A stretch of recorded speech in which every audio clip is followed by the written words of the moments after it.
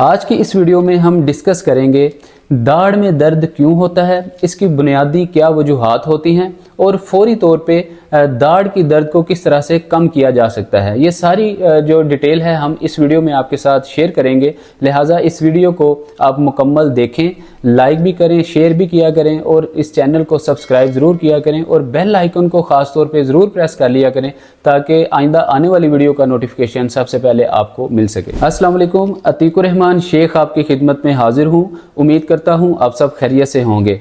अगर आप हमारे साथ बात करना चाहते हैं कमेंट सेक्शन में आप मैसेज कर सकते हैं या नीचे दिए गए नंबर्स पर आप हमें कॉल करके हमारे साथ बात कर सकते हैं। आज की इस वीडियो में हम आपको बताएंगे कि दाढ़ में दर्द होने की बुनियादी वजूहात क्या हैं, इसको फौरी तौर पे कम किस तरह किया जा सकता है और ये क्यों हो जाती है, और दाढ़ के अंदर या दांत के अंदर जो कैविटी है, जो इन्फेक्शन है, ये क्यों हो जाता है, ये बुनियादी इसकी बेसिक क्या रीजंस होती हैं। तो देखें, सबसे पहले तो इस चीज़ को समझना बहुत ज़रूरी है कि दाढ़ में दर्द जो है वो किस वजह से होता है। जब आपको वजह का पता चलेगा, वजह के बारे में आपको हाउ नाउ होगी, तो डेफिनेटली आपको दाढ़ की दर्द जो है फौरी तौर पे उसको कम करने में आसानी होगी और आपको बहुत ज़्यादा मेडिसिन का इस्तेमाल नहीं करना पड़ेगा। जब आपको अपनी बेसिक पता होंगी देन आपको इसका इलाज करने में बहुत आसानी हो सकती है। सबसे पहले तो इस बात को देखना ज़रूरी है कि क्या आपका किसी फूड इम्बैलेंसिंग की वजह से, आपकी डाइट इम्बैलेंसिंग की वजह से आपका जो मैदा है, आपका जो स्टोमिक है, क्या वो सही तौर पे दुरुस्त सिमत में काम कर रहा है। अगर आपको किसी किस्म की एसिडिटी का इशू है, आपको तेज़ाबियत है, आपको डाइजेस्टिक इश्यूज़ हैं, तो याद रखिएगा कि सबसे पहले जब आपको दांत में दर्द हो या आपको दाढ़ में दर्द हो तो उसकी सबसे पहली जो बुनियादी वजह होती है आपके मैदे की खराबी होती है। जब आपका स्टोमक डिस्टर्ब होगा, जब आपके मैदे में गर्मी होगी, हीट होगी, या आपको डिहाइड्रेशन का इशू होगा, या आप बहुत ज़्यादा बादी चीज़ों का इस्तेमाल करेंगे, या आप खाने के फ़ौरन बाद लेट जाएंगे जिसकी वजह से आपको बहुत ज़्यादा डाइजेस्टिक इशू होंगे, आपकी जो खुराक है वो सही तरह से हजम नहीं हो पाएगी, निज़ाम इंहज़ाम जो है आपका डिस्टर्ब होगा, जिसके बायस आपको एसिडिटी के, तेज़ाबियत के इश्यूज़ होंगे और सबसे पहले आपके दांत में या दाढ़ में इसका रिएक्शन होगा और आपके दाढ़ या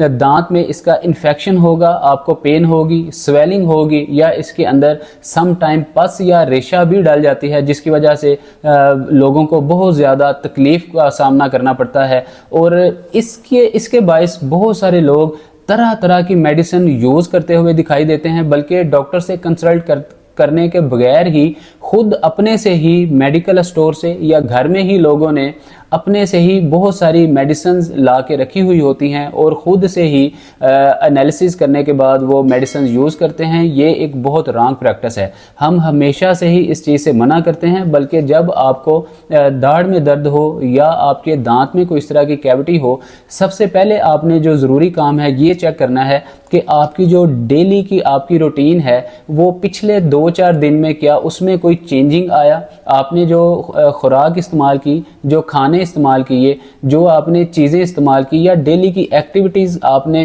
तर्क की, उसकी वजह से आपको तेज़ाबियत हुई या आपके मैदे के प्रॉब्लम्स हुए, उसकी वजह से आपको अगर आपके दांत में या दाढ़ में प्रॉब्लम है तो सबसे पहले आप अपने मैदे की तेज़ाबियत को, अपने मैदे की जो बदहज़मी है उसको दुरुस्त करेंगे तो अल्टीमेटली आपके दाढ़ की या दांत की दर्द ठीक हो जाएगी। अब सेकंड ये है कि अगर फिर भी आपको ये महसूस हो कि आप डेली एक्टिविटी बहुत ज़्यादा हार्ड वर्क कर रहे हैं या आपको कोई डाइट इम्बैलेंसिंग की वजह से दाढ़ में दर्द नहीं है या दांत में दर्द नहीं है, देन आपने फौरी तौर पे डॉक्टर से कंसल्ट करना है। दाढ़ दर्द में या दांत की दर्द में 3 स्टेजेस होती हैं। पहली स्टेज में आपको जस्ट आपके दाढ़ के जो ऊपर वाला खोल है जो कि बड़ा थिक और हार्ड होता है और वो वाइट कलर का होता है, उसमें आपको कैविटी या थोड़ा सा जिसको हम कीड़ा लगना भी कहते हैं, कैविटी हो जाती है।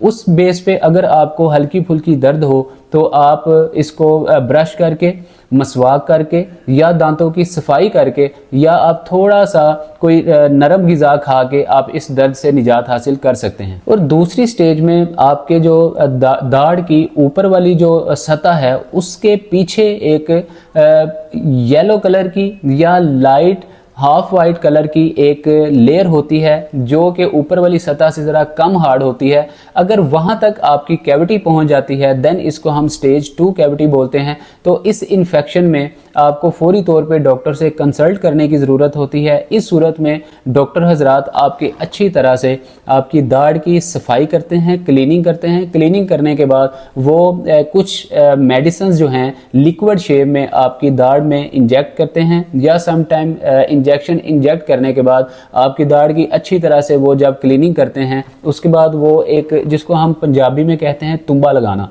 वो हल्का सा कॉटन लेते हैं, कॉटन के ऊपर वो कुछ मेडिसिन के ड्रॉप्स डिप करते हैं। उसके बाद वो जो कॉटन का हल्का सा पीस है वो आपकी दाढ़ के अंदर या दाढ़ के आगे पीछे उसको रब करके उसकी अच्छी तरह सफाई करते हैं। उससे भी आपका जो इन्फेक्शन है या आपकी दाढ़ में दर्द है या आपकी दाढ़ में कुछ हल्के फुल्के रेशे या कुछ ज़र्रात फंस चुके हैं, या आपने गोश्त का इस्तेमाल किया या आपने कोई ऐसी खुराक इस्तेमाल की जिसके ज़र्रात जो हैं आपके मसूड़े में, आपकी दाढ़ में, आपके दांत के जो सेंटर में खला है उसमें अगर फंस गए तो डॉक्टर उसकी अच्छी तरह से क्लीनिंग करते हैं। इसकी वजह से आपकी दाढ़ या दांत की दर्द भी ठीक हो जाती है। तीसरी स्टेज में अक्सर औकात डॉक्टर हजरात पेशेंट को एडवाइस करते हैं कि आप अपनी दाढ़ को या दांत को आप रिमूव करवा दें, क्योंकि वो आपकी तीसरी सतह पे सबसे ऊपर आपकी दाढ़ का जो हार्ड पार्ट है उसके पीछे आपका उससे कम हार्ड पार्ट है जो कि लाइट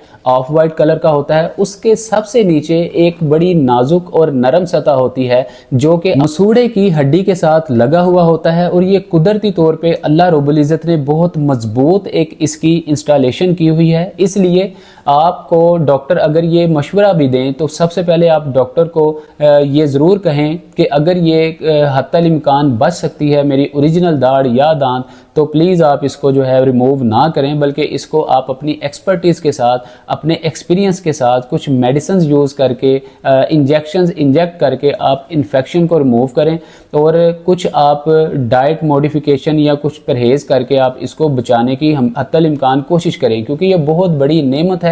अगर आपके पास एक दांत ना हो तो आप दुनिया की सारी दौलत अगर लगा दें तो आपको एक दांत या एक दाढ़ जो है आपको ओरिजिनल नहीं मिल सकती। इसलिए आप हत्तल इम्कान फर्स्ट ऑफ ऑल कोशिश करें कि आप इसको बचाएं। अगर ना बचे तो फिर आप, क्योंकि ये भी अल्लाह रब्बुल इज़्ज़त का और आका अलैहिस्सलाम की हदीस मुबारक से साबित है कि आपकी जो जान है वो अल्लाह की अमानत है और जान के ऊपर जुल्म नहीं करना चाहिए। अगर आपको बहुत ज़्यादा तकलीफ़ है तो आप फौरी तौर पर जो है जो डॉक्टर की एडवाइजेज़ हैं, जो डॉक्टर्स की रिकमेंडेशंस हैं, उन पे अगर आप अमल करेंगे तो आपको ज़्यादा तकलीफ़ का एहसास नहीं होगा और आप जो है सेहतमंद ज़िंदगी गुजारने के काबिल हो जाएंगे। लेकिन जो तीसरी स्टेज है ये बहुत इसको हम क्रोनिक टीथ डिजीज़ बोलते हैं। इसमें हम अपने पेशेंट को हमेशा से ही रिकमेंड करते हैं कि हत्तुल इम्कान आप कोशिश करें कि अल्लाह रब्बुल इज़्ज़त ने जो आपको ओरिजिनल एक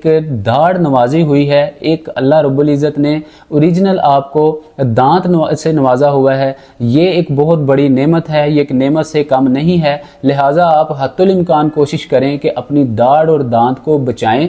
आप कुछ डाइट मॉडिफिकेशन करें, आप लाइफस्टाइल मॉडिफिकेशन करें, कुछ आप एहतियात करें, परहेज़ करें। हम अभी आपको कुछ एहतियात करने को बताएंगे। उन चीज़ों पे अगर आप अमल करेंगे तो इंशाअल्लाह आपकी जो ओरिजिनल दाढ़ है, आपकी जो दांत है, उसको आप निकलवाने से बच सकते हैं और उसकी दर्द को भी कम कर सकते हैं। अगर आपको दाढ़ में या दांत में दर्द महसूस हो तो सबसे पहले आपने जो एहतियात करनी है, अपने मैदे को आपने दुरुस्त करना है।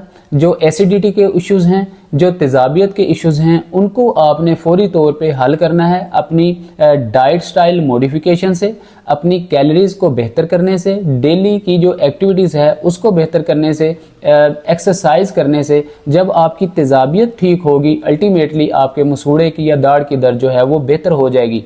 95% पेशेंट में ये चीज़ देखने में आई है कि उनको एसिडिटी के इशू से तेजाबियत की वजह से, मैदे और बदहजमी की वजह से उनको मसूड़े में या दांत में या दाढ़ में दर्द होती है। ये 95% हमारे एक्सपीरियंस में आया है कि पेशेंट्स को इन 3 वजूहात की बिना पे दाढ़ में दर्द होती है। और जो तेजाबियत को दूर करने के लिए मार्केट में बहुत लाइट सी एक टैबलेट अवेलेबल है जो कि मेडिकल स्टोर से इजी आप ख़रीद सकते हैं। उसका नाम है फिमोक्सल।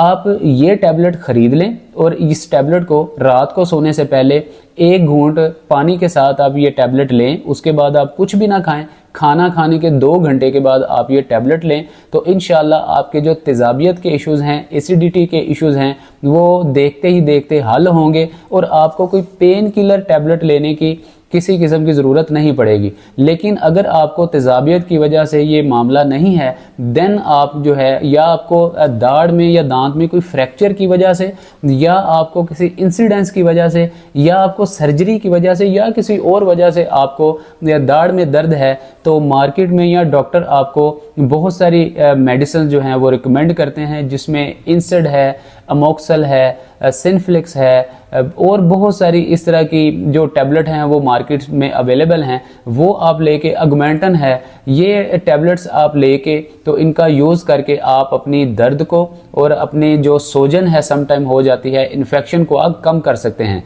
तो ये कुछ अपना चीज़ें थी जो आप यूज़ करके अपनी दर्द को कम कर सकते हैं। अब इसके साथ ही साथ आपने जो एहतियात करनी है, जब आपको दाढ़ में दर्द हो तो आप रात को जब लेटें तो आप अपना सर को सतह ज़मीन से, मतलब जिस चीज़ पे आप लेटे हैं या बेड पे या चारपाई पे, उसकी सतह से आप थोड़ा सा ऊंचा करके अपने सर को रखें, या 2 सरहाने, 2 तकियों का इस्तेमाल करें। 2 जब पिलो आप लेंगे तो आपका जो ब्लड फ्लो है वो डायरेक्ट आपके माउथ की तरफ नहीं आएगा और आपको दाढ़ में जो दर्द है वो कम होगी। लेकिन यहाँ पे आपने थोड़ा सा एहतियात का मुजाहरा करना है कि आपने इतना ऊंचा सरहाना नहीं रखना कि आपको दाढ़ में तो दर्द कम हो जाए लेकिन आपको मसल्स में स्ट्रेच आ जाए, आपको मस्कुलर फ्रोजन हो, आपको गर्दन के पट्ठों में खिंचाव हो जाए और आपका एक मसला हल हो और दूसरा मसला शुरू हो जाए। ये काम नहीं करना, बल्कि आपने एक बैलेंस सतह पे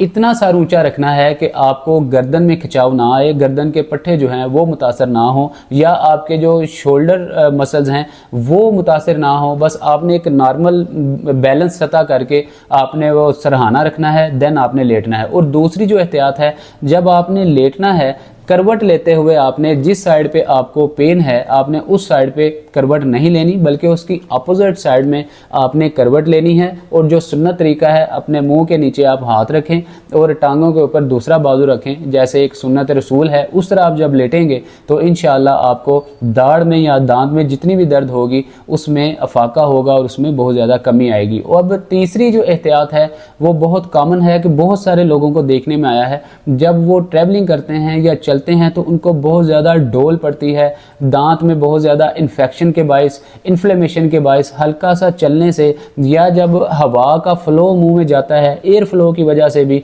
हल्का सा अगर कुछ ठंडा लग जाए तो ठंडा लगने से भी पेशेंट्स को बहुत ज़्यादा पेन का एहसास होता है और डोल पड़ती है, जिसको हम रड़क पड़ना कहते हैं, वो भी होती है।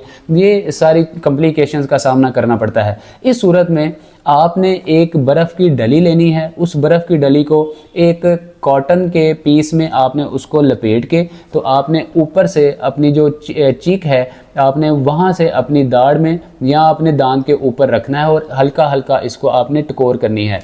चौथी जो आपने एहतियात करनी है, उसमें आपने लौंग लेना है। लौंग को आपने लेके हल्का सा उसको दादड़ करना है या आपने उसको हल्का सा पीस लेना है। हल्का सा पीसने के बाद लौंग के अंदर से जो उसका गुदा होगा वो बाहर निकलेगा और उस गुदे को आपने लेके अपनी दाढ़ में या दांत में रखना है और उसको हल्का सा आपने मसूड़े के थ्रू आपने उसको पंप करना है या दबाना है। उसका जो अंदर से फ्लड निकलेगा क्योंकि लौंग के अंदर एंटी इन्फ्लेमेटरी अज्जा पाए जाते हैं, वो आपकी दर्द को, आपकी इन्फ्लेमेशन को, स्वेलिंग को सक करेगा और आपकी दर्द को कम करेगा। वीडियो के एंड पे आपकी तवज्जो दिलाता चलूँ कि सम टाइम किसी रसोली की वजह से या किसी ऐसे इंसिडेंट्स की वजह से, किसी सर्जरी की वजह से आपको जो आपका मसूड़ा है उसमें आपको रसोली हो जाती है। अगर आपको रसोली हो जाए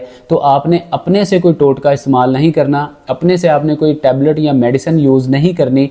आपने फौरी तौर पे डॉक्टर से कंसल्ट करना है। डॉक्टर से कंसल्ट करने के बाद जो रसोली है अगर वो इनिशियल स्टेज पे है तो हमारी रिकमेंडेशन के मुताबिक फौरी तौर पे उसको रिजॉल्व करना, उसको रिमूव करना बहुत ज़रूरी होता है। इसकी छोटी सी एक सर्जरी होती है, वो करवा के आप इसको रिमूव करवा सकते हैं। वरना अदरवाइज़ अगर आप इसको फौरी रिमूव नहीं करवाएंगे तो आगे चल के आपके लिए बहुत सारे मसाइल क्रिएट कर सकता है, आपके लिए बहुत सारी मुश्किलात पैदा कर सकता है। इसलिए आपने फौरी तौर पे इसको रिमूव करवा लेना है। तो ये तो थी हमारी दाढ़ दर्द के बारे में, दांत के दर्द के बारे में एक मुख्तसर सी वीडियो। हमने कोशिश की कि आपको मुख्तसर और जामे अल्फाज में मुकम्मल डिटेल के साथ आपको समझाया जाए। उम्मीद करता हूँ आपको ये वीडियो पसंद आई होगी। तो इस वीडियो को आप लाइक करें, शेयर करें, सब्सक्राइब करें और ऊपर बेल आइकन को ख़ास तौर पे ज़रूर प्रेस कर लिया करें। अपना बहुत सारा ख्याल रखें। हमें दीजिए इजाज़त। अस्सलाम वालेकुम व रहमतुल्लाह।